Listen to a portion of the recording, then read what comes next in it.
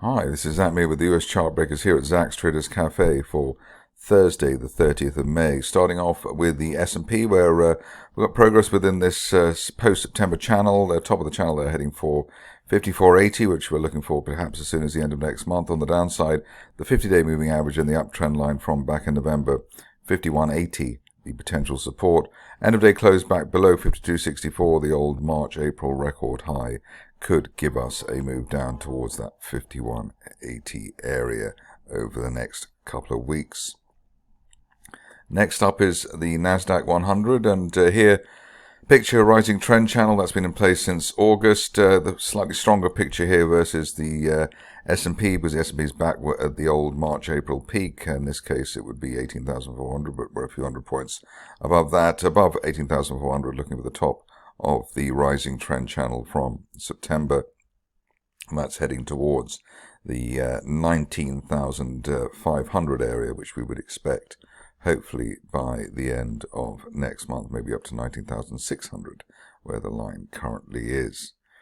Moving on to the stocks, and real belter to start off with, AST, and here you can see that we had a bear trap island reversal. So basically the start of the big rally, it was actually with the two gaps down back in January and then April, and then gapping up for May twice. Initial target here was $88.10, and above that we are looking for an upper parallel of that triangle from back in July last year, as high as $11.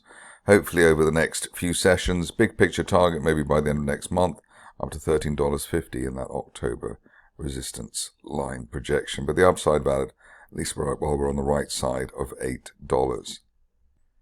Next up, we have a famous name which has actually been in a bull trend since basically this time last year. Unfilled gaps to the upside, punctuating a stellar run for the shares, basically 10x over the last year. Top of the channel there, currently heading towards as high as 205, and we're looking for that while we're above the midpoint of yesterday's range, which is around the $170 to $175 level on an end-of-day close basis. Next stock is one which we looked at just a day or so ago, AGBA, and here the sizzle, the rising trend channel there that you can draw from the beginning of last month. For the channel there around $2.27, above that looking for $5 by the end of next month. Next situation, one which has also been looked at here quite recently, it's Biosig, and here the picture, rising trend channel base. We're heading towards the top of that rising trend channel base from back in January. The level there up to $3.60, which we're looking for by the end of next month, while we remain above recent resistance around the $2 level. Stock which is not quite so familiar is coming up next. Brand engagement, and here the idea is that we are bouncing within a falling wedge. Top of the wedge there around $3.60, which we're looking for over the next couple of weeks. Ideally, we stay on the right side of resistance on the way down, which was in the $2 areas, above $2. Looking for the top of the wedge at $3.40, and then up to the 50-day moving average, $4.20. The amusingly named stock Chewy is next, and here you can see that we've gapped up through all the recent resistance. In fact, we're basically up there with the old January resistance around the $20 area. Above that, looking for up to $28 as soon as the end of next month. But the key here is holding around yesterday's range at the lowest, $19.16.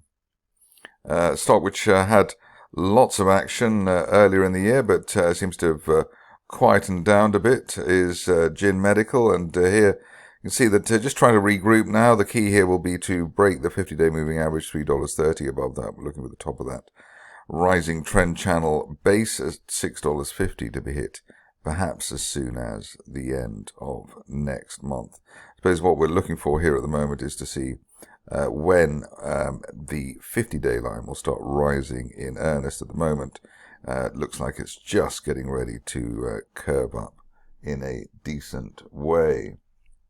One of the biggest riders at the moment is coming up next, which is logistics, and here you can see that we had our initial target there, which was based on not much charting material, around $18.70.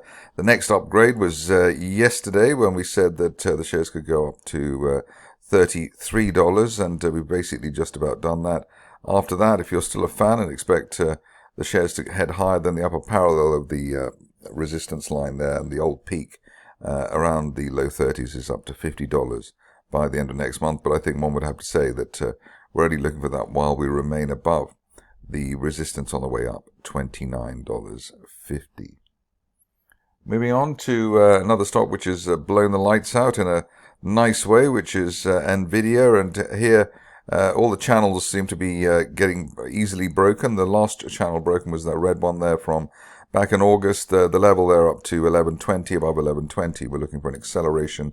November resistance line projection as high as $12.70. And we're looking for that by the end of next month. Ideally, we stay on the right side of that gap top there at $10, $1,098 over the near term. Moving on to something perhaps less dramatic, but still of interest, nano nuclear. And here we're playing that game again, which has worked with the other stocks today, of trying to guess the parameters of the trend channel the stock is in. In this case, we're looking for the upper parallel to be up to $8.60, looking for that over the next couple of weeks, especially while we're above resistance on the way down around $5.50. So above $5.50, looking for $8.50 on nano nuclear. Summit is a stock we've looked at quite recently, but obviously it's been on the back foot. The best hope at the moment is we bounced off the floor of a broadening triangle from January in that area around $2.30. Ideally, we'd like to see an end-of-day close back above the old March support there, $3.26, to take us up to the 50-day line at just shy of $4 by the end of next month, or even sooner. On to the last two. First one, slightly esoteric, Modix, and here the reason for that comment is that we have managed to exceed the top of that broadening triangle that we had, $40, and that leaves us with a final resistance line projection from back in August at $47, hopefully by the end of next month, while we remain above the $40 area. But a great victory there for the unfilled gap to the upside, turnaround, and the triangle formation. Last one of the day is on the list now, Vince Holding, and here we've got a falling wedge situation, top of the wedge there at $2.75, which we're looking for over the next couple of weeks. Hopefully a bit more than that, given the way that we've got this W-shaped turnaround and bullish divergence as well. So the best case here, probably up to $3.50 by the end of next month, if we can get a quick break of that falling wedge. That's it for me today. More updates tomorrow.